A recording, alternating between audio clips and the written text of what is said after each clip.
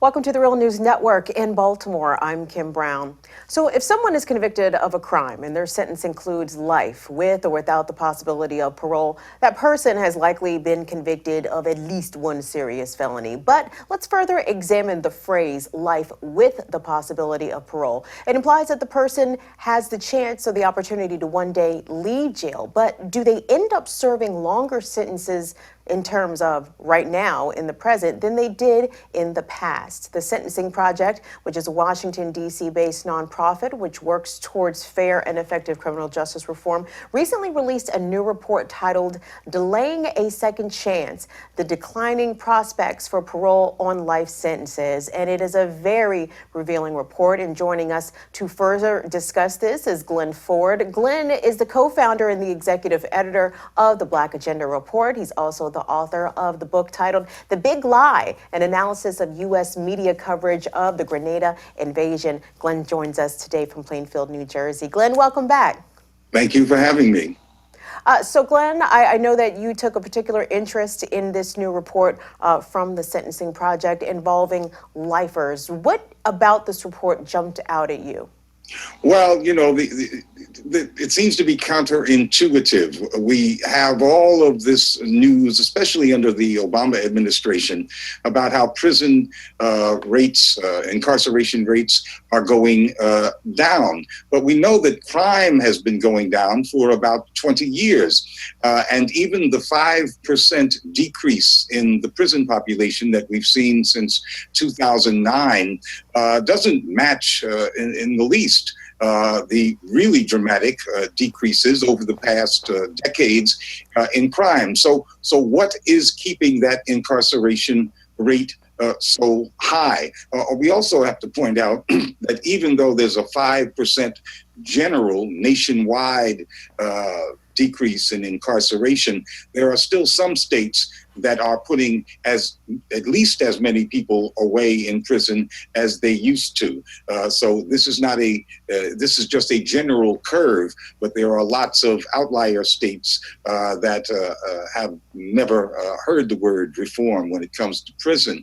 But it's been obvious to everyone that one factor, a huge factor in keeping U.S. incarceration rates so high, is that the United States keeps the people that they have in prison behind bars for far longer than any other country in the world. The United States is the home of draconian sentences, and it hasn't come off of that curve at all. The Sentencing Project, whose report is what you're talking about, they did a study that focused specifically on lifers. And there are 160,000 people who are serving life prison terms in the United States, and 50,000 of them are serving life with no possibility of parole. That comes to 1 out of every 9 people who are in prison in the U.S. are serving life.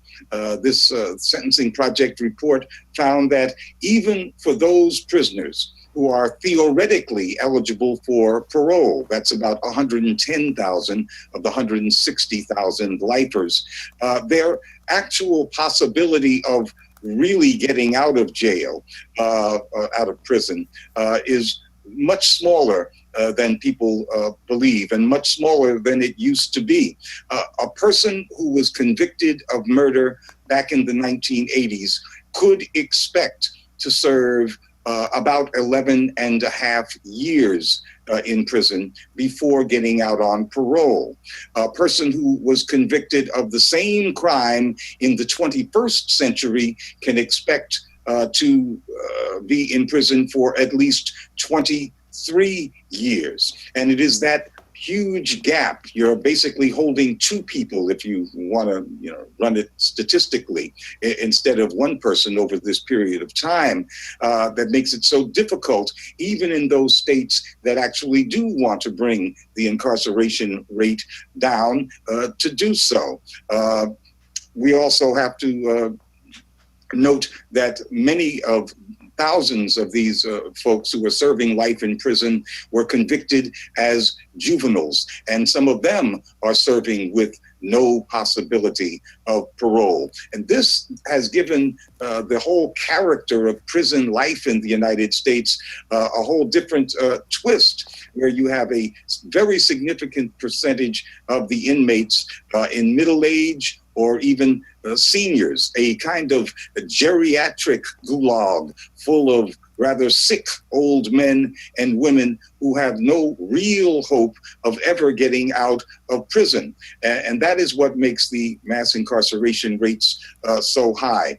All of the studies that have been done, without exception, show that people age out of criminal activity somewhere around middle age. So these elderly prisoners don't pose any threat to society. They do pose a great threat to society's pocketbooks, however, because they cost a whole lot, even with the very inadequate medical attention that prisons provide.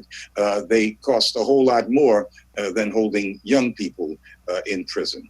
And the interesting thing, Glenn, about this new report, I mean, it references some very startling statistics, including the number of people serving life sentences has quadrupled since 1984, as you mentioned. And I know we remember the Reagan years as being very tough on crime. So it seems as though not only have states, but the federal government has also become tougher on crime themselves, with the average person who is serving time for a murder conviction, the amount of time that they served nearly doubled from 11.6 years for those paroled in the 1980s to 23.2 years for those paroled in 2000 and 2013. That's according to the report from the Sentencing Project. So it seems as though, like, now we're holding people in jail longer, and for people who do get life sentences with the possibility of parole, they're serving nearly twice as many years as they were during the Reagan years. So what gives? What do you attribute to that?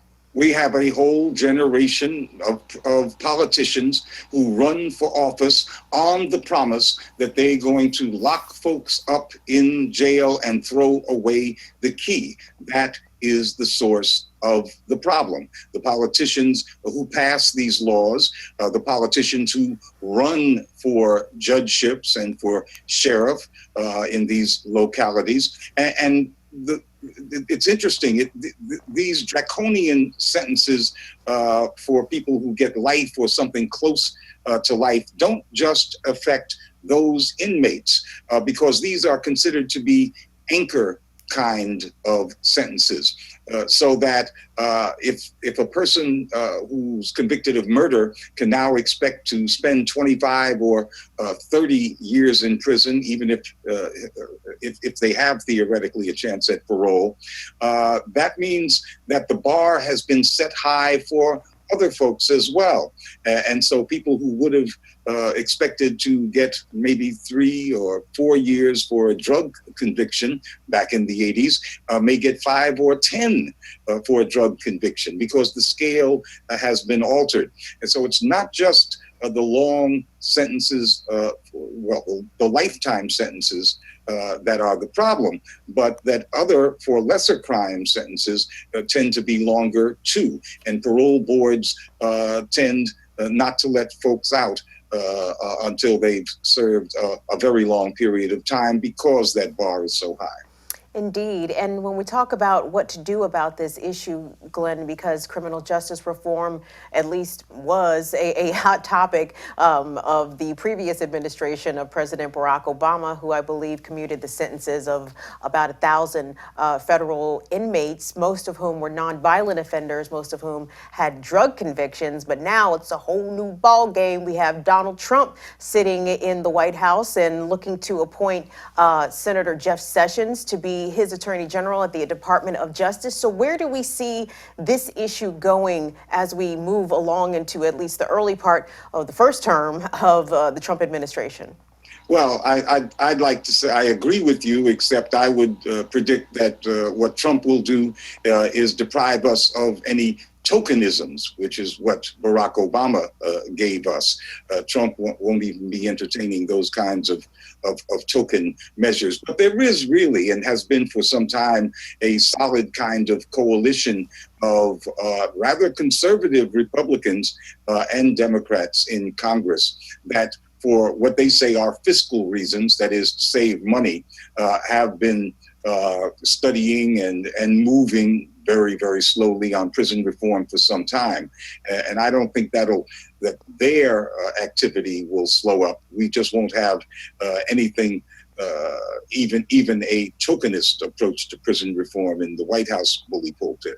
And, there should be no discussion of prisons and mass incarceration without talking about Brother Sundiata Acoli, who was a member of the Black Panther Party. He's been in prison in New Jersey since the 1970s.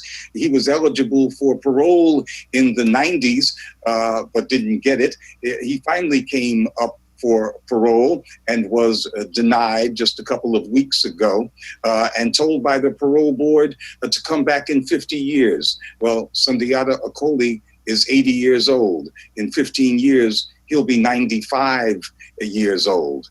I think this speaks volumes to what parole boards in New Jersey and in much of the rest of the country are really about.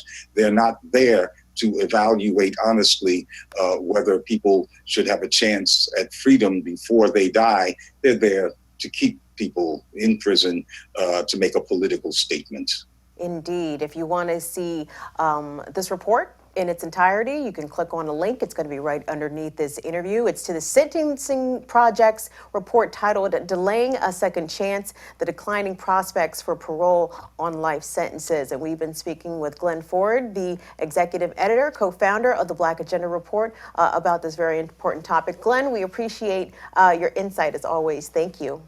Thank you. And thanks for watching the Real News Network.